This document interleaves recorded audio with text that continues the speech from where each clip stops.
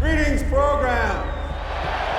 So I'm an idiot and I forgot to include the box in this review because I threw out the box. Kind of like an idiot, but at the same time, I don't need to keep it because I just have it on display as is. And I might as well just show you right now the display itself for the piece after you take it out of the packaging.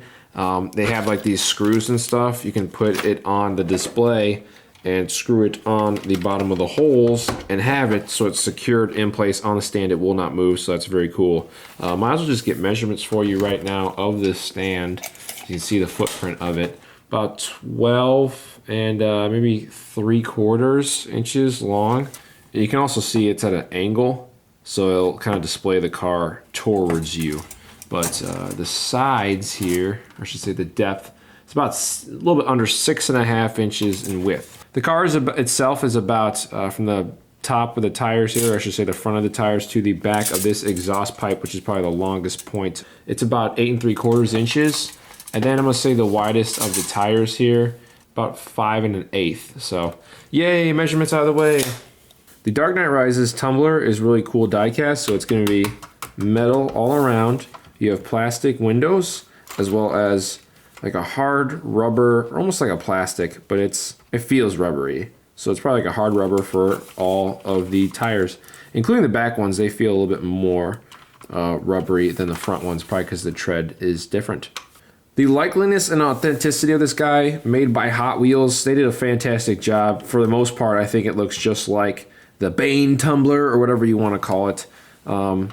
It looks really great. There's a lot of great detailing. You can see the little flaps at the top of the back. The exhaust is painted a nice chrome. You have the suspension here that's inside of the back exhaust. It's molded in there. You guys can see that. It looks really cool. The bottom, you got your Hot Wheels, your copyright for the Mattel. And then, of course, these little holes that you can put on the stand, or I should say the screws to put on the stand and secure it down and lock it down if you want it to not move, which it will move. So just to dive into the paint, yeah, like, oh man, this is a really cool looking paint job. They did a really good job, no slop.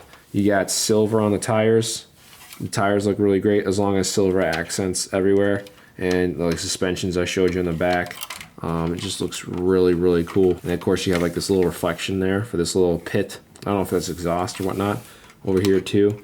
And this is just some thick die cast, so really great job by Hot Wheels. However, this stuff is a little bit flimsy, these back flaps. Little spoilers or whatever they're supposed to be.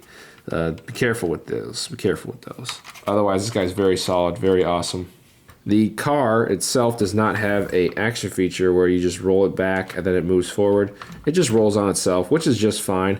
It's really great that they actually have a ability to roll the tires at all, so it's actually really cool. So does this fit any action figures? I'll show off the comparisons here in a minute, but you do have the ability to move this. You have to be careful because once you take out the packaging, it'll be like tied together with a clear tie, with clear plastic tie. You secure figures for packaging in. So the cockpit does move back a little bit, this little door area. But for me, because you have some hindrances here for the sculpt at the top, I'll get close and show you there. You can't really move it back fully, but you can see inside. You can see the seats maybe. They might be just a little bit too dark. It is quite dark in there, but there are seats, and it is molded actually pretty nicely. So you have to just trust me. But I cannot get it to move back any further than this to really fit in a figure. So as you see, here's my usual suspects, 4 1/4 and 3 3/4. So it would need to be bigger to fit and accommodate the little guys. However, if you had the 4-inch Batman guys, it'd be very, very close. You could probably have like a diorama with Bane standing on top of this diecast because it looks really cool and better than the Mattel offerings. So that'd be really awesome.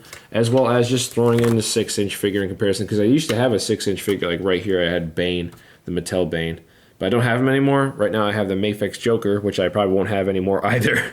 But I just wanted to show you a 6-inch in comparison to this vehicle. And there you have it. So that is it. So what do I give this Dark Knight Rises diecast tumbler from Hot Wheels? I will give him a thumbs up because, and I recommend, I really think that this is really cool. It's obviously not in scale with the 4-inch guys, which kind of stinks, but it's very close. And I think you can somehow have them displayed, and I'll try to do that if I get some 4-inch Dark Knight guys, which I want to get. Some of the toys don't look that great, but maybe I'll collect a couple.